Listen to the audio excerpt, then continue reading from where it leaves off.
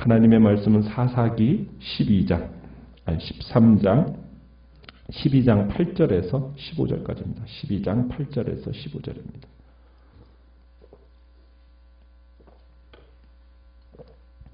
사사기 12장 8절에서 15절까지의 말씀 교독하겠습니다. 사사기 12장 8절입니다.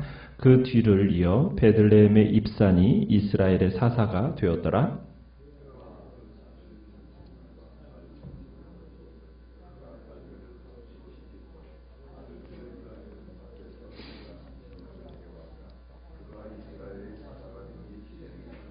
입산이 죽음의 베들레헴의 장사 되었더라.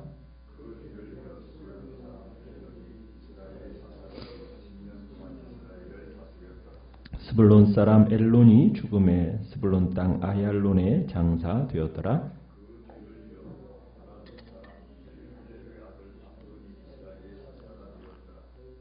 그에게 아들 40명과 손자 30명이 있어 어린 나귀 70마리를 탔더라. 압돈이 이스라엘의 사사가 된 지 8년이라. 비라돈 사람 힐렐의 아들 압돈이 죽음에 에브라임 땅 아말렉 사람의 산지 비라돈의 장사 되었더라. 아멘. 오늘 말씀의 제목은 점점 짧아지는 사사의 통치라는 제목으로 말씀을 나눕니다. 우리가 지금까지는 숨가쁘게 입다의 비극적인 이야기를 읽어왔고 그 이야기를 이제 마치면서 잠시 숨을 돌릴 겨를을 오늘 보게 되죠. 기드온의 이야기처럼 입다의 이야기도 엄청난 폭력 이야기로 막을 내렸습니다. 성경의 기자는 이처럼 긴장된 분위기에서 우리로 하여금 숨 돌릴 겨를을 주기 위해서 소사사 3명의 평화스러운 시대에 대해서 이야기를 하고 있습니다. 이 소사사의 숫자가 점차적으로 늘어나고 있는 것을 보게 되는데요. 우리가 처음 봤던 소사사는 상대적으로 평화스러웠던 예훗의 이야기를 읽고 나서 삼갈이라는 한 사람의 이야기로 우리가 소사사를 읽고 쉬었었어요. 그러다가 요란했던 기드온과 아비멜렉 이야기를 마치고 나서는 돌라와 야일이라는 두 사사의 이야기를 통해서 숨을 잠깐 고르게 되었죠. 그러다가 이제는 어떻게 보면은 너무 충격과 폭력이 난무했던 입다의 이야기를 읽고 나서는 오늘 3명의 사사 입산, 엘론, 압돈 이 세 소사사의 이야기를 통해서 어떻게 보면 거친 숨을 잠깐 고르면서 다음 사사 삼손의 이야기를 준비하도록 하는 것을 보게 됩니다. 그러니까 소사사들의 이야기가 제일 처음에는 1명, 2명, 그리고 3명 이렇게 순서대로 삽입이 되어지면서 내용이 너무 충격적이기 때문에 잠깐 더 많은 숨을 고르도록 하는 시간이 필요하다는 것을 암시하고 있습니다.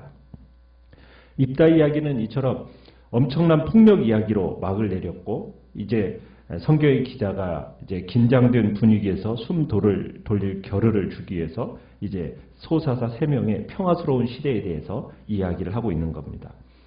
우리가 어제 봤지만은 입다는 사사가 된 지 몇 년 만에 죽었습니까? 6년 만에 죽었어요. 6년 만에. 어떻게 보면 그 앞에 온니엘은 40년, 에훗 80년, 드보라 40년, 기드온 40년 이런 사사들의 긴 평화 시대에 비하면 너무나도 짧은 기간 동안에 입다는 사사의 역할을 하고 이렇게 끝이 납니다. 그리고 나서 이제 입다 이후에 나타나는 이 소사사들 보게 되는데 이 소사사들도 그 기간이 굉장히 짧아요. 우리가 보듯이 첫 번째 소사 입산은 7년, 그 다음에 엘론 10년, 그 다음에 압돈 8년 이런 식으로 굉장히 짧게 이렇게 사사들의 기간들이 짧아지는 것을 보게 됩니다. 첫 번째 입다의 이후에 첫 번째 나타난 이 소사사의 이름은 입산이지 않습니까? 그런데 입산에 대해서는 어느 지파라는 이야기가 소개를 듣고 있지 않아요. 단지 뭐라고 얘기하고 있냐면 베들레헴의 입산 이렇게 소개가 되고 있습니다. 그러니까 지파로 소개가 되고 있는 게 아니라 지금 지명으로 소개가 되고 있어요.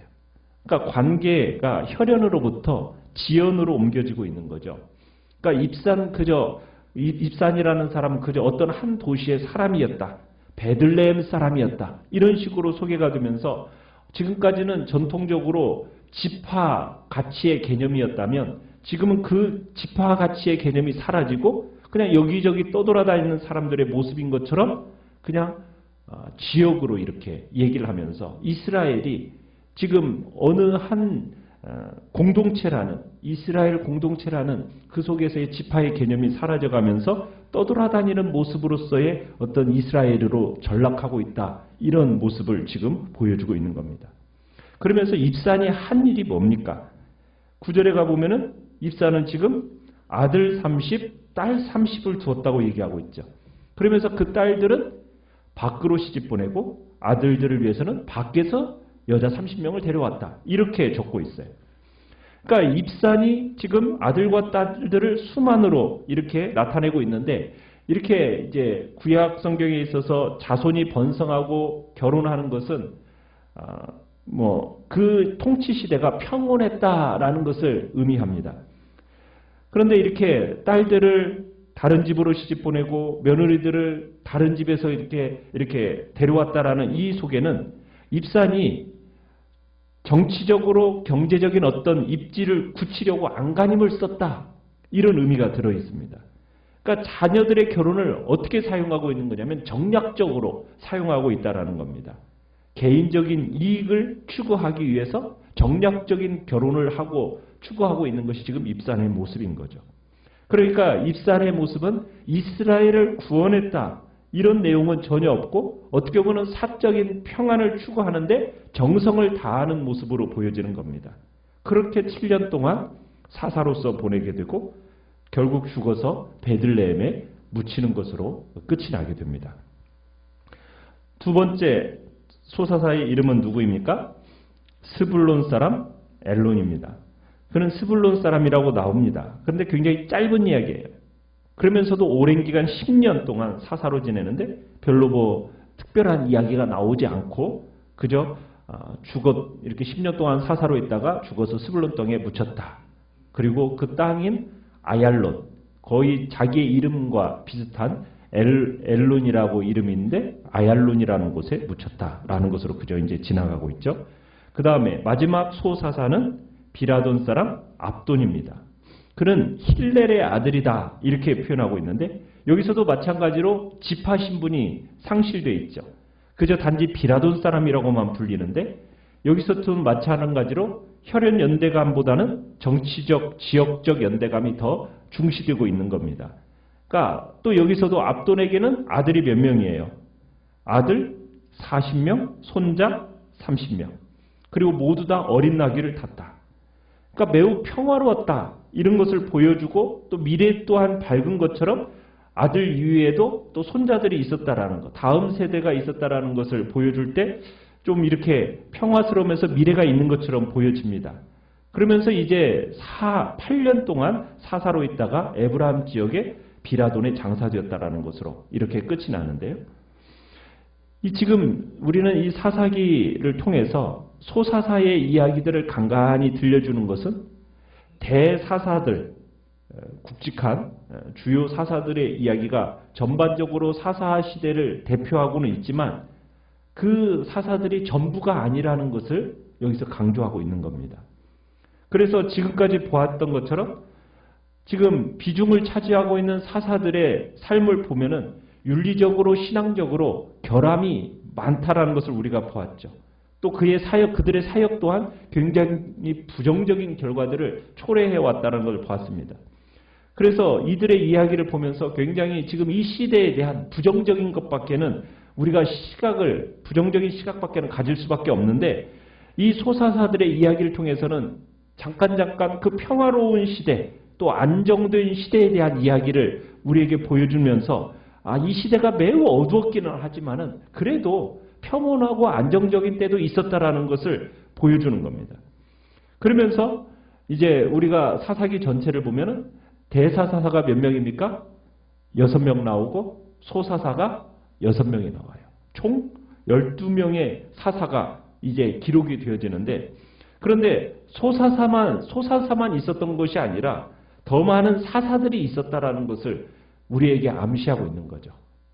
그저 12명의 사사만이 아니라 더 많은 사사들이 일어났지만 이 성경은 이 12명을 선별해서 이 책에 수록했다라는 것을 우리가 생각하게 됩니다.